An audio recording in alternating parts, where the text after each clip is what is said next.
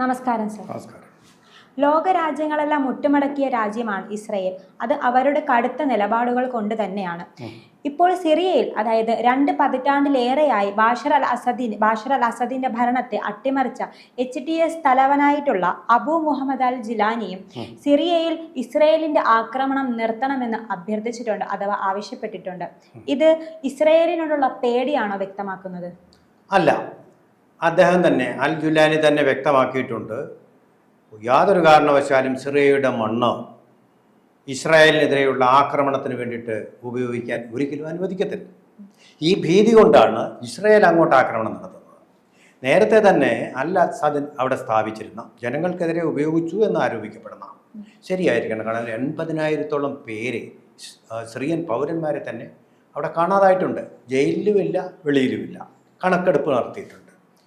അപ്പോൾ ഇത്തരം രാസായുധങ്ങൾ തങ്ങളുടെ രാജ്യത്തിനെതിരെ ഈ പുതുതായിട്ട് വന്ന ഭരണകൂടം, ഒരു കൂട്ടർ പറയുന്ന അവർ ജനകീയ പ്രക്ഷോഭകരാണെന്ന്, മറുകൂട്ടർ പറയുന്നു സായുധ പോരാളികളാണ്, അല്ലെങ്കിൽ ചിലർ പറയുന്നു ഇത് വിഘടനവാദികളും അതുപോലെ തന്നെ തീവ്രവാദികളുമാണ്. ഇതിപ്പോൾ ഏത് വാദം ശരിയായാലും അവർ സായുധ പോരാളികൾ തന്നെയാണ്. ഇത് പറഞ്ഞാൽ രാസായുധങ്ങളുടെ അകമ്പടിയോടല്ല, ടാങ്കുകളുടെ അകമ്പടിയോട് കൂടി തന്നെ കരയുദ്ധത്തിൽ കൂടി തന്നെ അവിടെ കീഴടക്കിയ ആൾക്കാരാണ്. അതിൻ്റെ നേതാവും അമരത്തിരിക്കുന്ന ആളുമാണ് അൽ ജുലാനി എന്ന് പറയുന്നത്. അപ്പോൾ അൽ ജുലാനി അധികാരത്തിൽ വന്നപ്പോൾ തന്നെ ഇസ്രായേല് ഈ രാസായുധങ്ങളൊക്കെ നശിപ്പിച്ചിരുന്നു. പിന്നെ അവർ ചെയ്യുന്ന അങ്ങോട്ട് കയറി അതിക്രമം നടത്താറില്ല. പിന്നെ ഗോലാൻ കുന്നുകൾ സിറിയയുടെ കീഴിലുള്ളതാണ്. ചരിത്രപരമായി അവിടെ പിടിച്ചടക്കുകയല്ല, ഇവിടെ സൈനിക ഓപ്പറേഷൻസ് നടത്തിക്കൊണ്ടിരിക്കുക. പിടിച്ചടക്കാനും ആരും പറഞ്ഞിട്ടില്ല.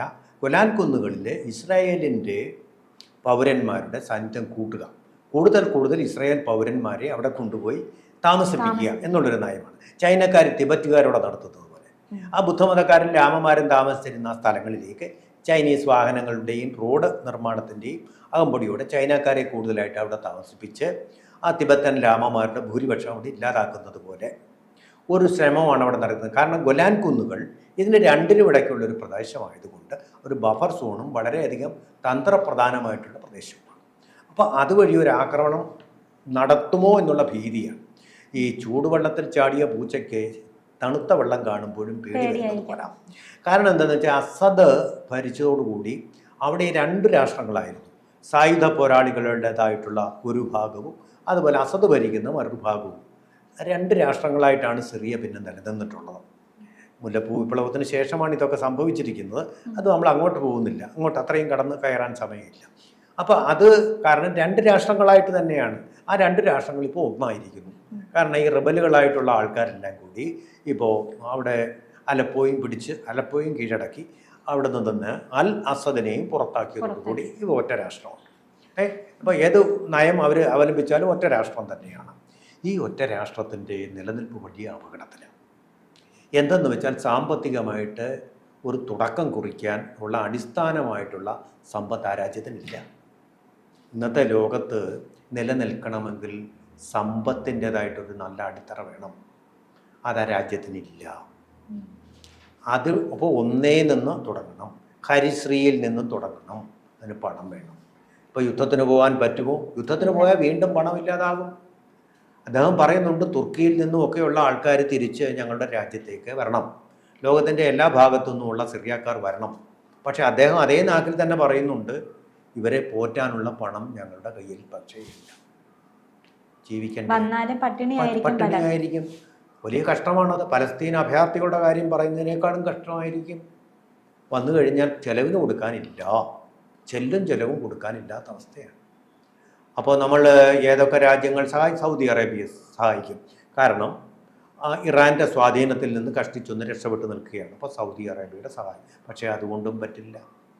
സൗദി അറേബ്യ സഹായിച്ചിട്ടും പാകിസ്ഥാൻ്റെ അവസ്ഥ ഇന്നിപ്പോൾ എന്താണ്? പിച്ചച്ചട്ടിയുമായിട്ട് ലോകരാഷ്ട്രങ്ങളുടെയും ലോകബാങ്കിൻ്റെയും മുമ്പിൽ നിൽക്കുകയാണ് പാകിസ്ഥാൻ. അപ്പോൾ അടിത്തറ വേണം, സാമ്പത്തിക അടിത്തറ. അതുകൊണ്ടിപ്പോൾ അൽ ജുലാനി എന്തായാലും ഒരു യുദ്ധത്തിന് പോവുകയോ ഏതെങ്കിലും രാഷ്ട്രത്തെ തീർച്ചയായിട്ടും ശത്രുവാക്കുകയോ ചെയ്യില്ല. അതുകൊണ്ടാണ് അൽ ജുലാനി തന്നെ നേരിട്ട് പറഞ്ഞത് ഞങ്ങളുടെ മണ്ണ് ഇസ്രായേലിനെതിരെയുള്ള ഒരു പോരാട്ട ഭൂമിയായിട്ട് ഉപയോഗിക്കുകയില്ല, ആരെയും അനുവദിക്കുക. അങ്ങനെ മോഹിച്ച് ആരെയും ഇങ്ങോട്ട് കിടക്കണ്ട. ഹമാസിനും പാലസ്തീൻകാർക്കും ഉള്ള ഒരു മുന്നറിയിപ്പ്. അദ്ദേഹത്തിന് ഈ പാലസ്തീൻകാരോടല്ല താല്പര്യം, മറിച്ച് സിറിയയിൽ വീട് വിട്ട് കൂട് വിട്ടു പോയ പൗരന്മാരോടാണ്. അതുകൊണ്ടാണ് അദ്ദേഹത്തിൻ്റെ സമരം വിജയിച്ചത്. ജനകീയമായിട്ടൊരു പിന്തുണ ഉണ്ടായിരുന്നത് കൊണ്ടാണ്, അല്ലെങ്കിൽ വിജയിക്കാൻ സാധ്യമല്ല. ഇവിടെ ശത്രുപക്ഷത്ത് വരുന്നത് ശക്തമായിട്ടുള്ള റഷ്യയാണ്, അത് ഓർക്കണം. അൽ അസാദ് പലായനം ചെയ്തിരിക്കുന്നത് ആ രാജ്യത്തേക്കാണ്. ആ രാജ്യത്തേക്ക് പലായനം ചെയ്തിട്ട് ദലൈലാമ ഇന്ത്യയിൽ വന്ന് മിണ്ടാതിരിക്കുന്ന പോലെ അല്ല അദ്ദേഹം അഭയാർത്ഥിയായിട്ടല്ല പോയിരിക്കുന്നത്, ശക്തമായിട്ടുള്ള രാഷ്ട്രീയ പ്രസ്താവനകൾ നടത്തിയിരിക്കുന്നു. അദ്ദേഹം പറഞ്ഞ ആദ്യത്തെ പ്രസ്താവന എന്ന് പറയുന്നത് അവിടെ ഭീകരന്മാരാണ് അധികാരത്തിൽ വന്നിരിക്കുന്നത് എന്നാണ് പറഞ്ഞിരിക്കുന്നത്. രണ്ടാമത് പറഞ്ഞിരിക്കുന്നത് തുർക്കിയുമായിട്ട് അദ്ദേഹം ചർച്ച നടത്തിയിരുന്നു. ഒരു ഒത്തുതീർപ്പ്, വീണ്ടും അധികാരത്തിൽ വരാനുള്ള ശ്രമം അദ്ദേഹം. തുർക്കിയിലെ അതിർത്തിയിൽ ഉള്ള പട്ടാളത്തെ പിൻവലിക്കണമെന്നുള്ളതാണ് അദ്ദേഹത്തിൻ്റെ ആവശ്യം. അതായത് സിറിയൻ അതിർത്തിയിലുള്ള പട്ടാളത്തെ. അത് ഒത്തുതീർപ്പിലെത്തിയില്ല. അദ്ദേഹം വളരെ നിർബന്ധപൂർവമായിട്ടുള്ള നിലപാടുകൾ സ്വീകരിക്കുന്നു എന്നുള്ള അർത്ഥം വരുത്തത്തക്ക രീതിയിൽ തുർക്കി പ്രസിഡന്റിനെ എതിർത്തുകൊണ്ടുള്ള ഒരു പ്രസ്താവനയും നടത്തിയിരിക്കുന്നു. എവിടെ ഇരുന്നുകൊണ്ട് ഇതിനൊക്കെ അനുവാദം കൊടുക്കുന്ന ആരാ? Vladimir Putin. നിങ്ങൾ മിണ്ടായിരുന്നു കൊള്ളണമെന്ന് പറഞ്ഞാൽ മിണ്ടില്ല. അപ്പോൾ അദ്ദേഹം ഇത് അനുവദിക്കുന്നുണ്ടോ? അതുകൊണ്ട് തന്നെ സിറിയയുടെ സ്ഥിതി അത്ര സുരക്ഷിതമല്ല. ഇസ്രായേലിൽ നിന്ന് വലുതായിട്ടൊന്നും ആക്രമണം പ്രതീക്ഷിക്കില്ല.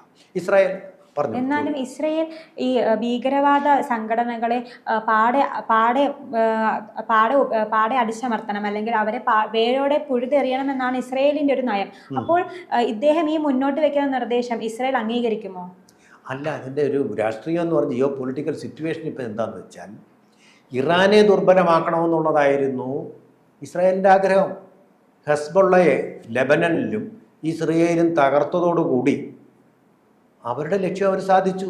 ആ പഴുതിലൂടെയാണ്, അല്ലെങ്കിൽ ഒരു കാലത്തും ഇസ്രായേലിൻ്റെ ഈ ആക്രമണം ഉണ്ടായിരുന്നില്ലെങ്കിൽ ഒരു കാലത്തും അൽ ജുലാനിക്ക് കവചിത വാഹനങ്ങളുടെ സഹായത്തോടു കൂടി അലപ്പോ പിടിക്കാൻ കഴിയുമായിരുന്നില്ല, ദമാസ്കസ് പിടിക്കാൻ കഴിയുമായിരുന്നില്ല. അത് ഇസ്രായേലിൻ്റെ ഈ നടപടി ഇറാനെ തളർത്തുകയും തകർക്കുകയും ചെയ്തു. അതേസമയം ഇവരെ കൂടുതൽ ശക്തരാക്കുകയും ചെയ്തു. മനസ്സിലായോ? ഇപ്പം ആരാ സിറിയയെ സഹായിച്ചുകൊണ്ടിരുന്നത്? റഷ്യയും അതുപോലെ തന്നെ ഇറാനും.